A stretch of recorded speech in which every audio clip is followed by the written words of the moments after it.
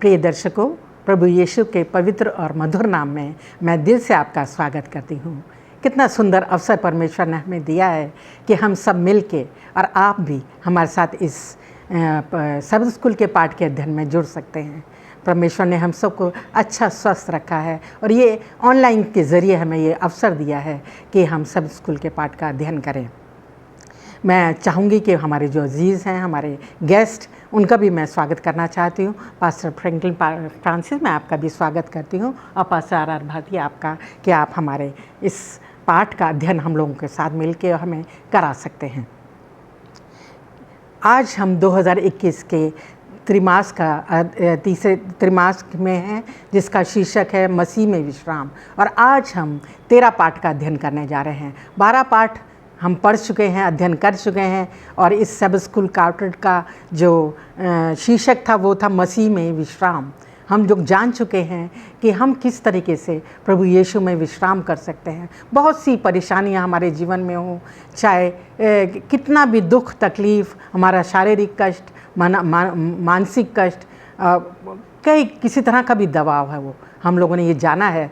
चाहे हमारे पाप हों, गुनाह हो, हमारा दबाव हो, पर हम प्रभु यीशु के पास आ सकते हैं। वो हमें आमंत्रित करता है और उसमें हम विश्राम पा सकते हैं। प्रिय दर्शकों, आज हम 13 पाठ का अध्ययन करने जा रहे हैं और इसका शीर्षक है यीशु की प्रतिज्ञाओं में विश्राम करना, जो कि हमारे इस क्वार्टर का आखिरी अध्ययन है। इससे पहले कि हम अध्ययन में चलें, मैं चाहूँगी कि पास्टर फ्रैंकलिन फ्रांसिस हम सब के लिए प्रार्थना में अगुवाई करें। आइए प्रार्थना करें। स्वर्गीय पिता परमेश्वर, हम आपका धन्यवाद देते हैं आज के पवित्र सबत के लिए, आज की पवित्र संगति के लिए कि हम सब मिल बैठकर प्रभु आज के सब स्कूल पाठ का अध्ययन कर सकते हैं। हम प्रभु अपने आप को आपके हाथ में समर्पित करते हैं और विशेष करके हम अपने दर्शकों के लिए प्रार्थना करते हैं जो कि अपने अपने घरों में अन्य अन्य स्थानों में बैठकर आज के सब स्कूल पाठ का आनंद उठाएंगे। और हम प्रभु अपने आप को भी आपके हाथ में सौंपते हैं, पास्टर भारती के लिए, मिसेस भारती के लिए, और मैं अपने आप के लिए। प्रभु हमें ज्ञान, बुद्धि और समझ दीजिए। अपनी पवित्र आत्मा के द्वारा प्रभु आप हमको मसा करें कि जो कुछ भी आज हम बोलें हमारी ओर से नहीं, पर वो सिर्फ़ और सिर्फ आपके पवित्र आत्मा की ओर से और आपके पवित्र वचन में से बोला जा सके। हम सब अपने आप को आपके हाथ में समर्पित करते हैं। हमारे पाप और गुनाह को आप माफ़ करें। प्रभु यीशु मसीह के नाम से मांगते हैं, आमीन। आमीन। अजीज़ों, हम चाहेंगे कि आज का याद वतन हम ज़रूर पढ़ें, जो कि बहुत ही सुनहरी आयत है, जो पहला कुरिन्थियों उसकी 2 अध्याय की 9वीं आयत है। आप भी अपनी बाइबल खोल सकते हैं। प्रभु के वचन में इस तरह लिखा है, जो बातें आँख ने ना देखी और कान ने ना सुनी, और जो बातें मनुष्य के चित्त में नहीं चढ़ी, वे ही हैं जो परमेश्वर ने अपने प्रेम रखने वालों के लिए तैयार की हैं। प्रभु के इस वचन के पढ़े जाने पर हम सबको आशीष मिले। प्रिय दर्शकों, जैसा कि ये आयत हमें बताती है कि कई बारी जो है हमारी दिमाग में, हमारी समझ से कई बातें परे हैं, परमेश्वर ने जो हमारे लिए रखी हैं। जब हम इस दुनिया में जी रहे हैं, चल रहे हैं, अपना जीवन निर्वाह कर रहे हैं, ख़ास तौर से जितने भी लोग हैं, हम मसीही लोग, हम लोगों को परमेश्वर ने समझ, बुद्धि, ज्ञान और अपना पवित्र वचन दिया है, जिनके द्वारा जो है, जो उनकी प्रतिज्ञाएं हैं, जो उन्होंने हमसे वायदे किए हैं, उनके द्वारा हम शांति पा सकते हैं।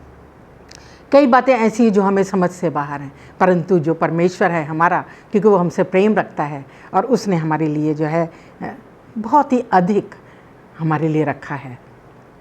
हम देखते हैं कि गुज़रे वक्त में, हम इस दुनिया में जो हम देखते हैं अपने आसपास जो युद्ध चल रहा है, जो संघर्ष है अच्छाई और बुराई का, जो कि हम देखते हैं कि स्वर्ग में शुरू हुआ, बाइबल के जो हमें बताती है, जिसके अनुसार प्रभु यीशु और शैतान में जो संघर्ष शुरू हुआ और उसमें हमारे प्रभु यीशु ने विजय हासिल की। आज वो युद्ध इस दुनिया में है। हम देखते हैं कि बहुत सी परेशानियाँ, दुख, तकलीफ़, महामारियाँ हैं, प्राकृतिक आपदाएँ हैं, और देश में बहुत सा परेशानियां हैं, सरकार की, लोग, नागरिकों की बहुत सी परेशानियां हैं जो सामना कर रहे हैं। और मसीही लोग जो सताए भी जा रहे हैं, जो परमेश्वर के वचन को फैला रहे हैं, उनको भी सताहट चल रही है। वो अपने धर्मी जीवन जी रहे हैं, परंतु क्या हम देखते हैं, हम लोग कभी कभी निराश हो जाते हैं, हम दुखी हो जाते हैं जब ये सब अपने आसपास देखते हैं। परंतु हमें चाहिए कि हम प्रभु का वचन जो हम प्रतिज्ञाएँ दी हैं, वायदे दिए हैं, उनको हम पढ़ते रहें, उनका मनन करते रहें, प्रार्थना करते रहें, और वो जो है हमें शांति और आराम देता है। और इन्हीं वचनों को आज हम और सीखेंगे, विस्तार से जानेंगे। हमारे जो अध्ययन कराने वाले हम सिखाएंगे कि हम और क्या करें ताकि जो है हम हताश ना हो, निराश ना हो, और परमेश्वर की शांति हम में बनी रहे। हमारा जो आज का रविवार का पर्चा है उसका शीर्षक इस तरीके से है, अंत के बारे में एक दर्शन। और मैं चाहती हूँ पास्टर भारती हम सबको इस विषय में बताएं कि भविष्य के बारे में अच्छी खबरों का पता होने से आज हम कैसे आराम पा सकते हैं। पास्टर भारती आप इस बात पर रोशनी डालें कि जो आज हताश हैं, निराश हैं, परेशानियां हैं, पर अच्छी खबरें भी हैं, कैसे हम जो हैं शांति पा सकते हैं। ये हम सबके लिए बहुत खुशी का प्रश्न है कि हम जब इस दुनिया में जी रहे हैं, बहुत सी परेशानियां हैं, मुसीबतें हैं, जैसे मिसेज भारती ने अभी उनको बताया, लेकिन उसके बावजूद भी अगर हम भविष्य के बारे में जानते हैं कि मुझे ये चीज़ मिलने वाली है या मेरे जीवन में ऐसा होने वाला है, तो हमें उन परेशानियों का सामना करने में हमें जो है मदद मिलती है, हम मजबूत रहते हैं। और ये जो प्रश्न पूछा है हम तमाम के लिए आज ये एक खुशी का बाइस हो, एक खुशी का कारण हो कि हम जब आज आपसे परमेश्वर के वचन के द्वारा इस भविष्य को हम आपको बताएं, तो आप अपने आप को उस भविष्य के लिए तैयार कर सकें जब आप इस दुनिया में रह रहे हैं। और सबसे जो खुशी की बात है वो हमारे प्रभु यीशु मसीह के बारे में है, जो हम बाइबल की जो आखिरी किताब है, प्रकाशित वाक्य की किताब, उसके पहले अध्याय की केवल 2 आयतें मैं यहाँ पर पढ़ रहा हूँ। पहला अध्याय उसकी 18 आयत और 19 आयत। यहाँ लिखा है, मैं मर गया था और अब देख मैं युगान युग जीवता हूँ, और मृत्यु और अधोलोक की कुंजियाँ मेरे ही पास हैं।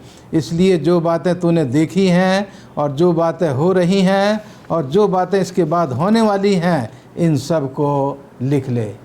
ये परमेश्वर के वचन में इस आखिरी किताब में लिखा गया है कि जो बीत चुका है परमेश्वर ने उसको भी हमें बताया, और जो हो रहा है उसको भी परमेश्वर हमें बता रहा है, और जो आने वाली चीज़ें हैं वो भी परमेश्वर ने अपने वचन के द्वारा अपने इस पवित्र शास्त्र में मेरे और आपके लिए लिख करके रख दी हैं। और यहाँ खुदावंद यीशु मसीह का दर्शन, यूहन्ना जो यीशु मसीह का चेला था, वो एक दर्शन देखता है। और अजीजों, अगर आप याद करते हैं तो खुदावंद यीशु मसीह के जी उठने के बाद वो अपने चेलों के साथ जो है वो गलील में जब वो पहाड़ पर गए और उनके देखते देखते उनको उठा लिया गया, तो वहाँ तमाम चेलों को जो है ये संदेश दिया गया, हे गलीली पुरुषों, तुम खड़े होकर के आकाश की तरफ क्या देख रहे हो? यही यीशु जो तुम्हारे पास से उठा लिया गया है, उनकी आंखों के देखते देखते उनसे ओझल हो गया, वही यीशु मसीह जो है वो वापस आएगा। ये भविष्य के बारे में ये उम्मीद परमेश्वर ने मुझे और आपको और हम तमाम को परमेश्वर ने अपने वचन के द्वारा दी है। अजीजों, मैं आपको बताना चाहता हूँ कि ये यूहन्ना जो खुदावंद यीशु मसीह का चेला था, जब इस किताब को जो है वो लिखने का समय आया तो वो उसकी उम्र करीब 90 साल की थी, और वो ऐसी हालत में था कि वो अकेला रहता था। और जब वो इफिसस में सेवा करता था तो वहाँ के रोमन बादशाह ने उसको यीशु मसीह के प्रचार की खातिर उसको इफिसस से निकाल करके एक पतमस आइलैंड पर जो है वो भेज दिया। और ये पतमस आइलैंड आज भी टर्की और यूनान के तटों के बीच में जो समुद्र है, एजियन सी, उसमें आज भी ये पतमस आइलैंड जो है वो पाया जाता है, जहाँ पर यूहन्ना को जो है वो भेज दिया गया था कि वहाँ वो जाएगा और वो जो है मर जाएगा। लेकिन ऐसी स्थिति में खुदावंद यीशु मसीह, जब यूहन्ना एक दिन सब्त के दिन एक पत्थर पर बैठ कर के सोच रहे थे अपने पुराने जीवन के बारे में, तो वहाँ परमेश्वर जो है उनको इस दर्शन को दिखाता है जो प्रकाशित वाक्य की किताब में मेरे और आपके लिए आने वाले समय के लिए जो है उसको रखा गया है। और इस किताब में जो उम्मीद दी गई है कि जो जीवित था वो मर गया और अब वो युगान युग जीवता है। मौत और अधोलोक की कुंजियाँ उसके पास हैं और वो तमाम बातों का जानने वाला है। और वो जो है बताता है कि आने वाले समय में हम इस दुनिया की तमाम परेशानियों से, तमाम मुसीबतों से छुटकारा पा करके, जो प्रकाशित वाक्य 21 अध्याय में लिखा है कि हम नए आकाश और नई पृथ्वी को देखेंगे। लेकिन कौन देखेंगे? जो खुदावंद यीशु मसीह में विश्वास करते हैं। जो खुदावंद यीशु मसीह में विश्वास करते हैं वो उस अनंत विश्राम में वो प्रवेश करेंगे। तो अजीजों, आज मेरे और आपके लिए ये खुशी का संदेश है। इस दुनिया में रहते हुए कितनी भी परेशानियां हमारे सामने क्यों ना हों, लेकिन जब हम भविष्य के बारे में जानते हैं कि हमें एक अच्छा जीवन मिलने वाला है, एक मुसीबतों से फ्री, एक मुसीबत रहित जीवन जो है वो मिलने वाला है, एक ऐसा जीवन जिसमें मौत नहीं होगी, ऐसा जीवन मिलने वाला है। उस जीवन के लिए मैं और आप अपने आप को इस दुनिया में रहते हुए तैयार करें। और इसके लिए ज़रूरी है कि हम खुदावंद यीशु मसीह पर भरोसा करें और उस अनंत विश्राम के लिए इस दुनिया में रहते हुए अपने आप को तैयार करें। तो अजीज़ों, ये मेरे और आपके लिए खुशखबरी है कि हम इस दुनिया में रहते हुए हम आने वाले भविष्य को अपने इस पवित्र शास्त्र की मदद से जानते हैं और वो आने वाला भविष्य मेरे और आपके लिए एक अच्छा भविष्य होगा।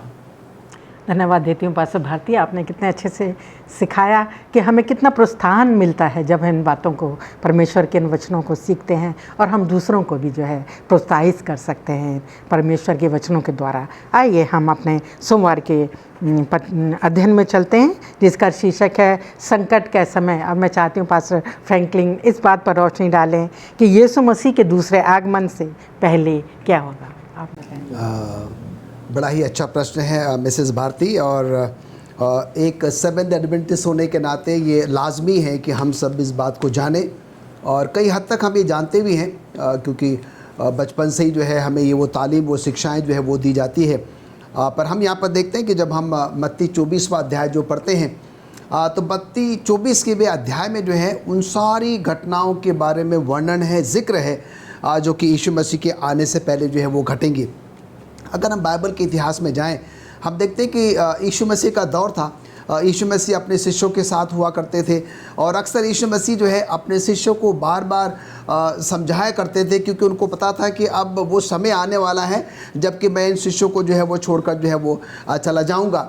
और हम यहाँ पर ये भी देखते हैं कि यीशु मसीह जो है आने वाली भविष्य की उन सारी घटनाओं के बारे में भी जो है उनको क्या करते थे, वो बताया करते थे। जब आप मत्ती 24 अध्याय को पढ़ेंगे तो आप उसको जो है बेहतरीन तरीके से जो है वो समझ जाएंगे।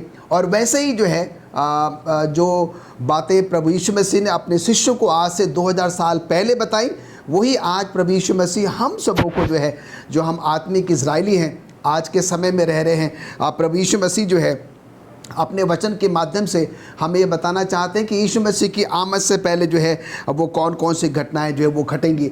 और इसके लिए प्रभु यीशु मसीह जो है हम सबों को बहुत ही सतर्क, बहुत ही सावधान जो है वो करना चाहते हैं। उसका सिर्फ एक ही कारण है, क्योंकि परमेश्वर हमसे बहुत बहुत प्रेम करता है। प्रभु यीशु मसीह हमसे जो है वो बहुत प्रेम करते हैं। परमेश्वर नहीं चाहता कि हमें से कोई भी नाश हो, कोई भी बर्बाद हो, कोई भी जो है वो तबाह हो।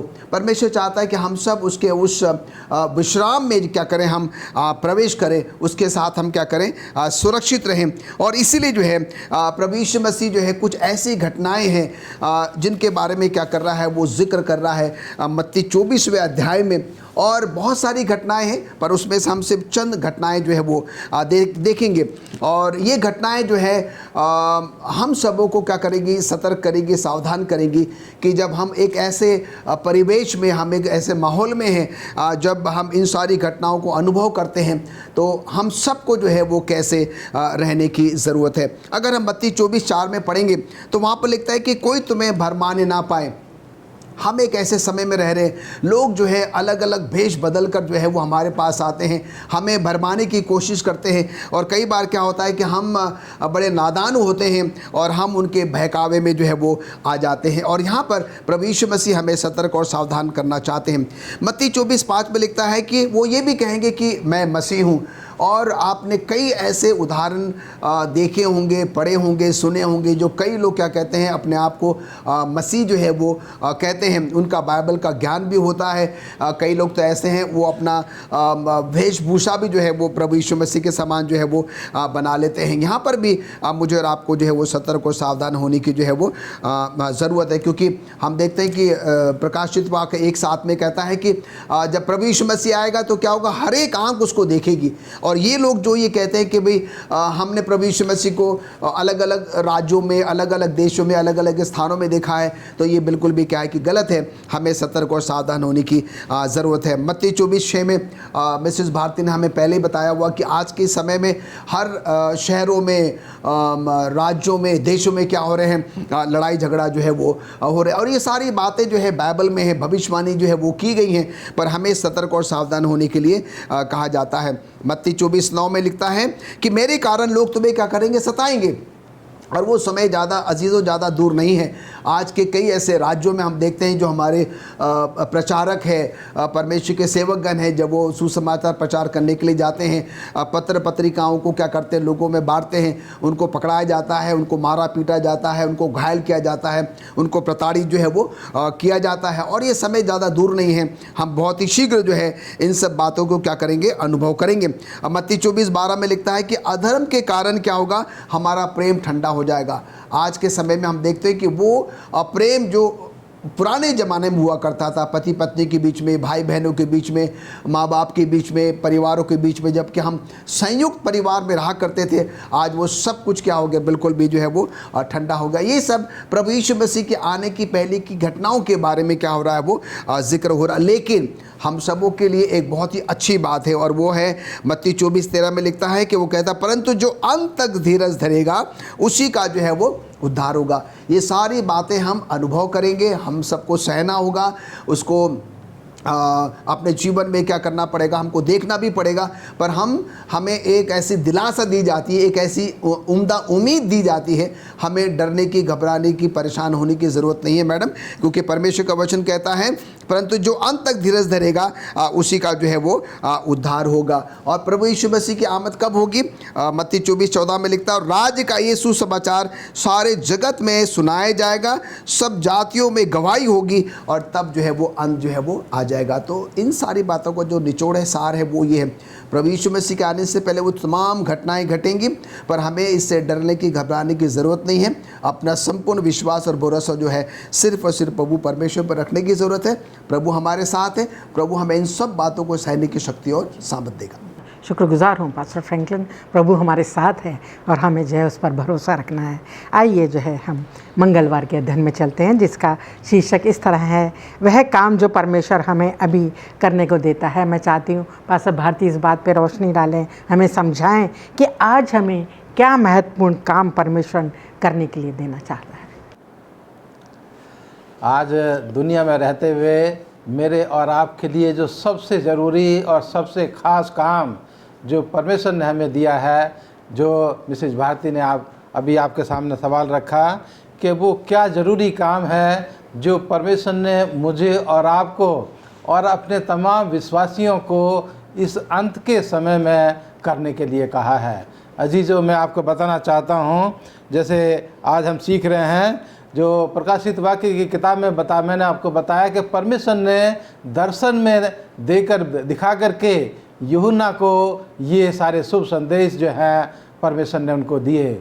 और ये कोई मनगणन कहानी नहीं है जिसका मैंने आज जिक्र किया। पतमस द्वीप जो है, आज भी जो हमारा टर्की देश है, जो यूनान देश है, उसके साथ जो एजियन सी है, उसके बीच में, उन दोनों देशों के तटों के बीच में आज भी वो पतमस द्वीप जो है वो पाया जाता है, जहाँ पर यूहन्ना को इस अंतिम समय के लिए परमेश्वर ने ये संदेश दिया।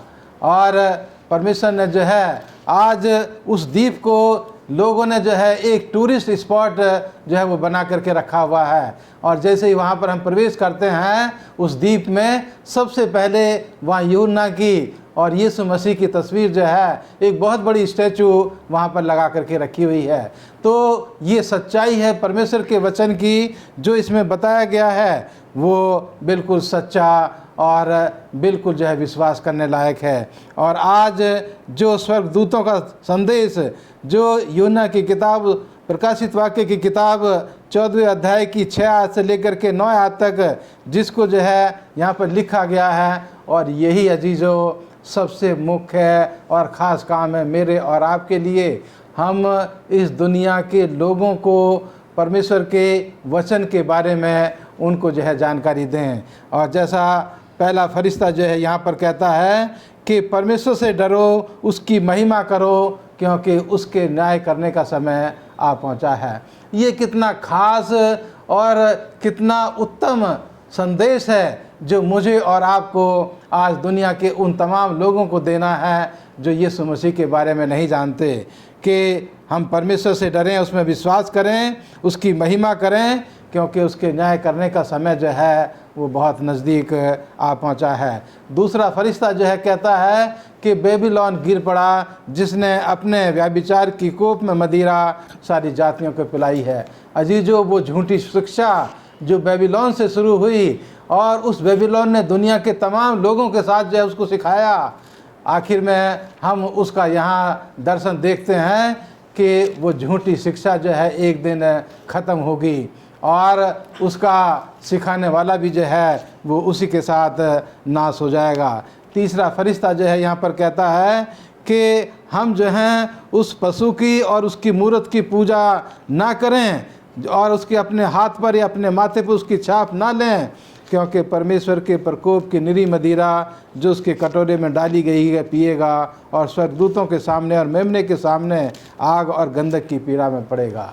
अजीजों, वो लोग जो पशु या उसकी मूर्त की उपासना करते हैं उनको जो है उनका खात्मा किया जाएगा और वो जो हैं उनको आग में और गंधक की पीड़ा में जो है उनको डाला जाएगा। अजीज़ों, ये शुभ संदेश हमें दुनिया के तमाम लोगों को बताने के लिए परमेश्वर ने मुझे और आपको ये जिम्मेदारी दी है। और लिखा है कि जो अंत तक धीरज धरे रहेगा, लिखा है कि जो आखिर तक परमेश्वर की आज्ञाओं को मानता रहेगा और यीशु पर विश्वास रखते हुए अपने ज़िंदगी के सफ़र में इस शुभ संदेश को लोगों को सुनाते हुए आगे बढ़ता रहेगा, परमेश्वर जो है उनको अपने अनंत विश्राम में उनको प्रवेश करने के लिए आमंत्रित करेगा कि हे मेरे मुबारक लोगों, आओ और इस अंतिम विश्राम में, इस अनंत जीवन में मेरे साथ जो है वो सहभागी हो। अजीज़ों, आज यही खास संदेश है मेरे और आपके लिए और हमारे तमाम चर्च के विश्वासियों के लिए कि हम इस खास काम को करने के लिए अपने जीवन के अपने व्यस्त समय से थोड़ा सा समय निकाल कर इस शुभ संदेश को, इस सनातन संदेश को, इस सत्य वचन को हम लोगों को बताएं और उन लोगों को मौका दें कि वो भी खुदावंद यीशु मसीह को जान सकें और चाहें तो उसको स्वीकार कर सकें और चाहें तो उसका इनकार कर सकें। ये दावत हमें दुनिया के तमाम लोगों को आज देनी है और यही खास और मुख्य काम परमेश्वर ने अपने तमाम विश्वासियों को दिया है। शुक्रगुजार हूँ पास्टर भारती आपका इतने अच्छे संदेश के लिए जो आपने हमें सिखाया है, बताया है। आइए हम बुधवार के अध्ययन में चलते हैं जिसका शीर्षक है शांति से विश्राम। और मैं चाहती हूँ कि पास्टर फ्रैंकलिन हमें समझाएं यूहन्ना 11:11 में के अनुसार मृत्यु क्या है। इस पर आप हमें समझाएं कि क्या मतलब है, मृत्यु क्या है। एक सेवेंथ एडवेंटिस्ट होने के नाते जो है ये बहुत ही अहम विषय है जो कि कई दूसरी संस्थाएं लोग जो है इसमें उतना ज़्यादा गौर जो है वो नहीं करते हैं, पर हम परमेश्वर का धन्यवाद देते हैं कि परमेश्वर ने हमें जो है वो ज्ञान दिया है कि हम इस ज्ञान को जो है वो लोगों के साथ बांट सकते हैं। और जैसे कि आज बुधवार का जो शीर्षक है शांति से विश्राम करना, ये हम सबों की आशा है मैडम, सबों की उम्मीद है कि एक समय आएगा जबकि हम सब क्या करेंगे, शांति से जो है वो प्रभु यीशु मसीह के साथ, परमेश्वर के साथ जो है उस स्वर्ग में जो है वो विश्राम करेंगे। प्रभु यीशु मसीह की आमद के बारे में जो है हम कई सालों से जो है वो सुनते आ रहे हैं। हमारे बाप दादों ने सुना, उसके बाद हमारे माता पिताओं ने सुना, हम जो तीनों जो है इस उम्र में हैं, हमने भी जो है प्रभु यीशु मसीह के बारे में सुना। आज हमारे बच्चे भी सुनते हैं, जो आज बहुत छोटे हैं, वो भी जो है प्रभु यीशु मसीह के बारे में सुनते हैं। हम उन्हें जो है वो बताते हैं कि प्रभु यीशु मसीह जो है वो बहुत ही शीघ्र जो है वो आने वाले हैं। पर यहाँ पर मैडम एक बहुत बड़ा सवाल उठता है कि हम गैर मसीहों को जो है ये कैसे समझाएंगे, कैसे बताएंगे कि प्रभु यीशु मसीह जो है वो क्या है कि दोबारा बार जो है वो आने वाले हैं। और एक बहुत ही अच्छी बात जो है परमेश्वर ने हमको दी है, और वो ये है कि क्योंकि प्रभु यीशु मसीह के बारे में परमेश्वर के शास्त्र में लिखा हुआ कि प्रभु यीशु मसीह ने पहली बार आना था, प्रभु यीशु मसीह पहली बार आया। प्रभु यीशु मसीह का पहली बार आना ही जो है इस बात की उम्मीद है, इस बात की आशा है कि परमेश्वर के वचन में जो लिखा है उसके दोबारा आने के बारे में जो है वो ज़रूर क्या करेगा, वो आएगा। अब हम यहाँ पर देखते हैं कि एक ऐसा विषय है जो कि हम मृत्यु को लेकर जो है वो हम बात कर रहे हैं। और हम यहाँ पर देखते हैं कि कई लोगों का ये मानना है मैडम कि जो अच्छे लोग होते हैं मरने के बाद क्या हो जाता है, वो सीधे के सीधे जो है वो स्वर्ग चले जाते हैं। पर भाइयों बहनों, ये ऐसा बिल्कुल भी जो है वो नहीं है। मुझे और आपको जो है बाइबल में जाने की जो है वो सख्त ज़रूरत है कि बाइबल इसके बारे में जो है वो क्या कहती है। आपने जो है बिली ग्राहम के बारे में जो है वो पढ़ा है। कई लोगों का ये मानना था जब उनकी मृत्यु हो गई तो सीधा जो है वो परमेश्वर के स्वर्ग में पहुंच गए, और वो परमेश्वर के साथ क्या कर रहे हैं, वो बैठे हुए हैं, उनके साथ जो है वो बातचीत कर रहे हैं, उनके साथ जो है वो आनंद उठा रहे हैं। हम यहाँ पर देखते हैं कि मरने के बाद जो है आज तक कोई भी व्यक्ति जो है वो स्वर्ग नहीं गया।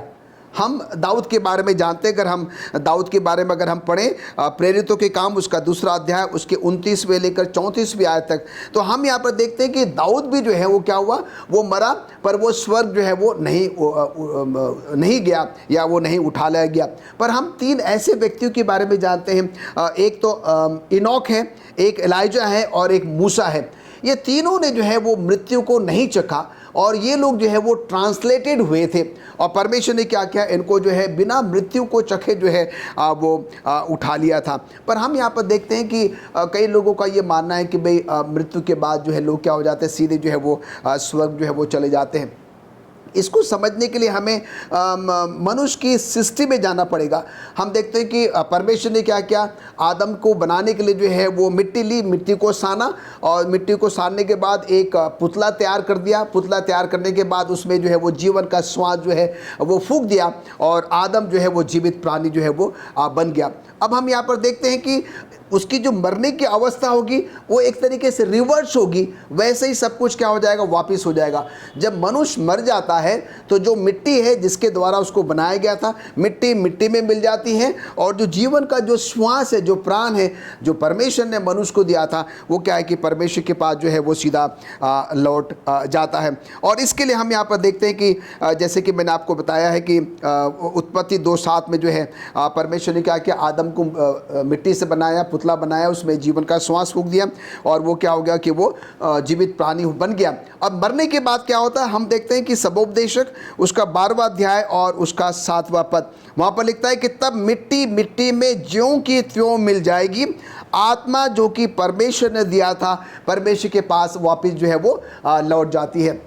और कहने का तात्पर्य यहाँ पर ये है, अगर हम पहला थिस्सलुनीको उसका 4था अध्याय उसके 14वें पद में पढ़ेंगे तो हम वहाँ पर लिखता है कि यदि हम विश्वास करते हैं कि मसीह मरा और जी भी उठा, तो हम भी क्या होंगे, वैसे के वैसे भी जो है वो जलाए जाएंगे। पर एक बहुत ही अहम विषय है मैडम, और वो ये है कि मरने के बाद जो है कुछ लोग ये कहते हैं कि वो व्यक्ति सीधा क्या हो गया, वो स्वर्ग पहुँच गया। कोई भी स्वर्ग नहीं पहुँचता है। और हम यहाँ पर देखते हैं कि मरने के बाद जो है, जो कि बाइबल मौत को, मृत्यु को जो है एक नींद के साथ जो है वो तुलना करती है। हम देखते हैं कि सब के सब जो है वो नीचे कब्र में ही रहते हैं। यहाँ तक कि मैंने आपको दाऊद के बारे में बताया, दाऊद मरा है, दाऊद भी अभी कब्र में है। सिर्फ 3 लोग जो है वो ट्रांसलेटेड हुए हैं, और बाकी जो भी पहले मर गए हैं, जो लोग मरते जाएंगे, वो सब के सब यीशु मसीह के दूसरे आगमन तक जो है वो कब्र में ही रहेंगे, और जब प्रभु यीशु मसीह आएंगे, जितने भी मसीह में सो रहे हैं, परमेश्वर का वचन कहता है कि वो सब के सब क्या किए जाएंगे, वो जलाए जाएंगे। और इसलिए ये बहुत ज़रूरी है अजीज़ों कि हम इस बात को जानें, समझें कि मरने के बाद जो है कोई भी स्वर्ग नहीं जाता है, सब के सब जो है हम कब्र में ही रहते हैं, और तब तक हम रहेंगे जब तक कि प्रभु यीशु मसीह जो है वो दोबारा बार नहीं आता है। और इस बात को हमें जानने की, समझने की जो है वो सख्त ज़रूरत है। जी, शुक्रगुजार हूँ पास्टर फ्रैंकलिन आपका। और यीशु मसीह ने भी इसको ये बोला है कि हाँ, ये तो जो भी मृत्यु को गया, यीशु मसीह ने कभी ये नहीं कहा कि मर गया। उन्होंने लाजर के लिए भी कहा कि वो सो रहा है, तो उन्होंने उसको सोने की संज्ञा दी कि वो सो गया है। आइए हम जो हैं गुरुवार के अध्ययन में चलते हैं, जिसका शीर्षक है प्रभु में सदा आनंदित रहो।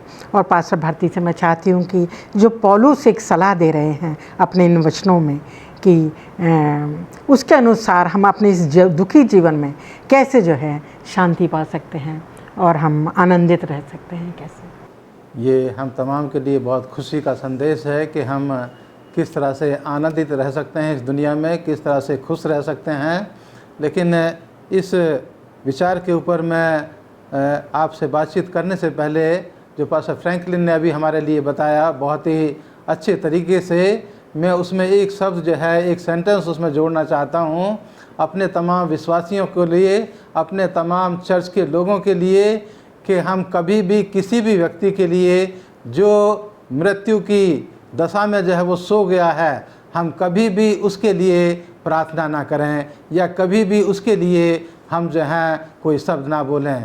क्योंकि ये देख करके और ये अनुभव करके जो है मैंने देखा है अपने चर्च के बीच के लोगों के बीच में, कि बहुत से लोग जो हैं उस व्यक्ति के लिए मरने के बाद उसको कहते हैं कि हे प्रभु तो इसकी आत्मा को शांति दे, जो परमेश्वर के वचन के बिल्कुल विपरीत है। क्योंकि उसका न्याय जो है वो तब तक हो गया जब तक वो जीवित था, जब तक वो सोया नहीं था प्रभु में। और अब जब वो प्रभु में सो गया है, तो मेरे और आपके कुछ कहने से या प्रार्थना करने से जो है वो कुछ उसका लेना देना नहीं है। ये जो लोग कहते हैं कि हे प्रभु इसकी आत्मा को शांति दे, वो रोमन कैथलिक चर्च की शिक्षा है, जो ये सिखाते हैं कि अगर कोई मर गया है तो आप हमें अपने घर बुलाइए, हम आपके लिए प्रार्थना करेंगे। और वे व्यक्ति जो है पुर्गेटोरी से निकल करके, जो ज़मीन और आसमान के बीच में जो जगह उन्होंने मुकर्रर कर रखी है कि हमारे प्रार्थना करने से वो व्यक्ति पुर्गेटोरी से निकल करके स्वर्ग में चला जाएगा। अजीज़ों, ये शिक्षा परमेश्वर के वचन की नहीं है। हम अपने चर्च के जो विश्वास हैं उनमें मजबूत रहें, किसी भी उस व्यक्ति के लिए हम प्रार्थना ना करें जो प्रभु में सोया है। और मैं अपने सवाल की तरफ आना चाहता हूं और आपको बताना चाहता हूं कि आप किस तरह से खुश रह सकते हैं। ये मेरे और आपके लिए एक बहुत अच्छा सवाल है। जैसा हम इस दुनिया में जीवन व्यतीत कर रहे हैं, तो यहाँ जो है मैं पढ़ना चाहता हूँ फिलिपियों की किताब, और उसके जो है 4 अध्याय से लेकर के यहाँ 6 आयत तक जो है वो मेरे और आपके लिए बहुत ही अच्छी चीज़ जो है यहाँ पर लिखी गई है। फिलिपियों 4 अध्याय और उसकी 4 आयत से लेकर के 6 आयत तक, प्रभु में सदा आनंदित रहो। मैं फिर कहता हूँ आनंदित रहो। तुम्हारी कोमलता सब मनुष्यों पर प्रकट हो। प्रभु निकट है। किसी भी बात की चिंता मत करो, परंतु हर एक बात में तुम्हारी निवेदन, प्रार्थना और विनती के द्वारा धन्यवाद के साथ परमेश्वर के सम्मुख को उपस्थित किए जाएं। अजीज़ों, ये परमेश्वर का वचन जो है वो मुझे और आपको यहाँ सिखा रहा है कि हम जब जानते हैं कि हमें उस जगह पर, उस मुकाम पर, उस स्थान पर हमें पहुँचना है जो परमेश्वर ने मेरे और आपके लिए मुकर्रर किया है। कभी कभी हम लोग जो है जब इस दुनिया में रहते हैं, कोई नई जगह हमें जाना होता है, तो हम लोग गूगल मैप की जो है वो मदद लेते हैं। और अगर आपने जो उस गूगल मैप में गलत पता डाल दिया है, जहां आप जाना चाह रहे हैं उस जगह का जो है आपने गलत पता डाल दिया, तो आप गलत जगह पर पहुंच जाएंगे।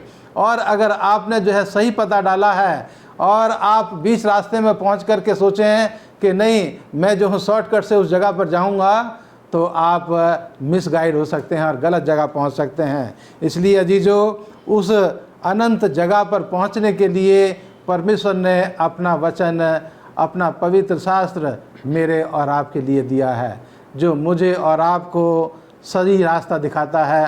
क्योंकि जैसा हम तमाम जानते हैं भजन संहिता 119 की 105 आयत में कि परमेश्वर का वचन ही है जो मेरे सफ़र के लिए रोशनी और उजाले का काम करता है, जो मेरे और आपके रास्ते के लिए दीपक का काम करता है। और हम अपनी इस जीवन में परमेश्वर के ऊपर निर्धारित होकर के हम जब अपनी दुनिया की तमाम चिंताओं को उसके ऊपर डाल करके हम जब आगे बढ़ते हैं तो हमें किसी चीज़ की चिंता नहीं होती। परमेश्वर आज अपने वचन के द्वारा मुझे और आपको अपने पास अपनी तमाम चिंताओं को लेकर के वो जो है वो बुला रहा है। लूका की किताब उसके 11 अध्याय के 28 में आयत में लिखा है कि हे बोझ से दबे हुए लोगों मेरे पास आओ, मैं तुम्हें आराम दूंगा।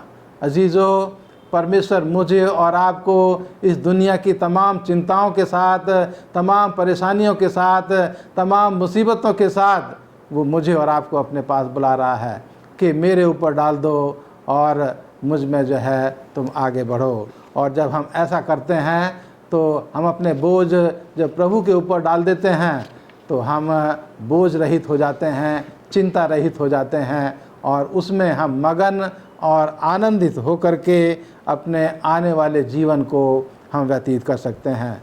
तो आज मेरे और आपके लिए ये खुशी का समय है कि परमेश्वर ने अपना वचन मेरे और आपके लिए दिया है।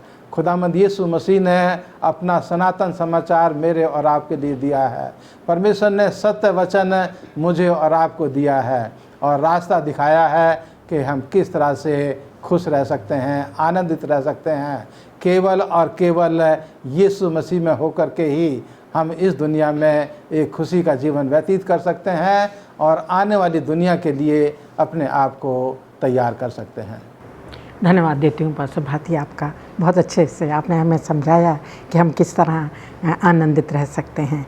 आइए हम अपने आज शुक्रवार के में अध्ययन में चलते हैं और मैं चाहती हूँ कि पास्टर फ्रैंकलिन हम सबको इस विषय में अपने विचार प्रकट करें। हम लोगों को कैसे विश्वास दिलाएंगे कि यीशु मसीह दोबारा आने वाले हैं। हमने इसके विषय में पहले ही जो है वो सीख लिया है कि हम लोगों को ये कैसे बताएंगे, कैसे समझाएंगे कि भाई यीशु मसीह जो है वो दोबारा आने वाला है। और मैंने आपको ये बताया कि प्रभु यीशु मसीह की जो पहली आमद थी, जिसके बारे में भविष्यवाणी कर दी गई थी, जिसके बारे में बाइबल में वर्णन है, और वो साबित हो गया, प्रमाणित हो गया कि प्रभु यीशु मसीह आए। और हम यहाँ पर देखते हैं कि यही एक ऐसी अच्छी बात है, उम्दा बात है जो हमें और आपको क्या करती है, ये दिलासा देती है कि प्रभु यीशु मसीह जो है वो दोबारा बार ज़रूर आएंगे। हम जो है आज के सबक स्कूल पार्क का जो है वो निचोड़ निकालेंगे। हम यहाँ पर देखते हैं कि अगर जो मैडम ने आज पढ़ा है याद वचन में 1 कोरिन्थियों उसका 2 अध्याय उसके 9वीं आयत में, जहाँ पर लिखता है, परंतु जैसा लिखा है, जो बातें आँख ने न देखी और कान ने न सुनी और जो बातें मनुष्य के चित्त में न चढ़ी, वे ही है जो परमेश्वर ने अपने प्रेम रखने वालों के लिए तैयार की है। हम देखते हैं कि बहुत ही उम्दा उम्मीद के बारे में यहाँ पर जो है वो जिक्र हो रहा है। हमने देखा कि आज्ञा का उल्लंघन करना पाप है, पाप का प्रतिफल जो है वो मृत्यु है। मृत्यु जो है इस दुनिया में आई, परमेश्वर का वो महान अगापे प्रेम जिसने क्या किया, जो मृत्यु हमने सहनी थी प्रभु यीशु मसीह ने सह लिया। हमारे और आपके लिए क्या हो गया, एक उद्धार का जो है वो रास्ता जो है वो खुल गया। आज हम एक ऐसे समय में रह रहे हैं जबकि हम प्रभु यीशु मसीह के दूसरी आमद का जो है वो इंतज़ार कर रहे हैं। आज आपने हम तीनों को जो है वो सुना है। हमारे आज के पूरे सप्ताह भर के पाठ में जो है उन सारी बातों का जो निचोड़ है वो ये है कि परमेश्वर चाहता है कि हम सब की सब प्रभु यीशु मसीह की आमद के लिए हम क्या करें, अपने आप को तैयार करें, अपने परिवारों को तैयार करें, औरों को भी तैयार करें, जिससे कि जब प्रभु यीशु मसीह आएगा तो हम एक बहुत बड़ी संख्या में जो है उसके साथ उस स्वर्गीय घर में जो है वो जा सकेंगे। मत्ती 24 में हमने पढ़ा वो सारी घटनाएं जो है प्रतिदिन हम क्या करते हैं, घटते हुए देखते हैं, हम उसको अनुभव जो है अब वो कर रहे हैं। हमने ये भी पढ़ा है कि हमें इन सारी परीक्षाओं से, इन सारी घटनाओं से डरने की, घबराने की, परेशान होने की ज़रूरत नहीं है। क्यों? क्योंकि परमेश्वर जो है वो हमारे साथ है। और हमने ये भी पढ़ा है कि जो अंत तक धीरज धरेगा उसी का जो है वो उद्धार होगा। हम अपनी शक्ति, अपनी सामर्थ्य, अपनी बल से जो है इसमें विजय हासिल नहीं कर सकते हैं।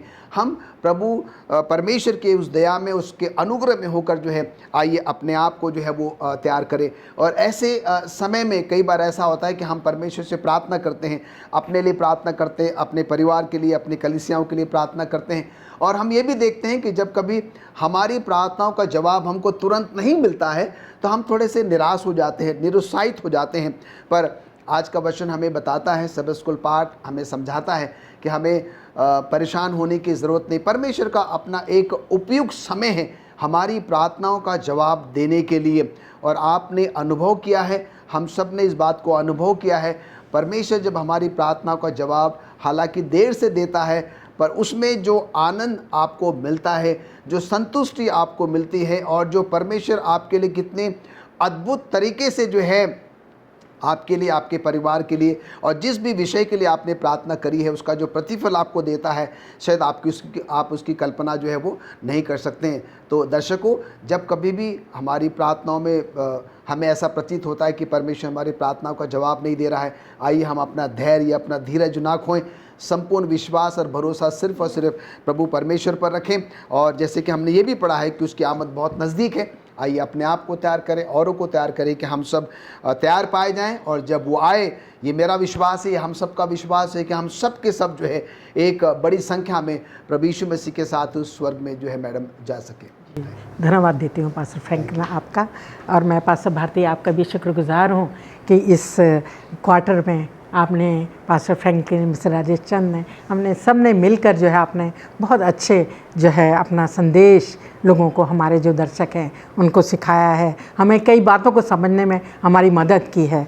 जबकि ये आज का हमारा जो है अंतिम जो है अध्ययन था इस क्वार्टर का। पास्टर फ्रैंकलिन आपकी भी मैं धन्यवादी हूँ।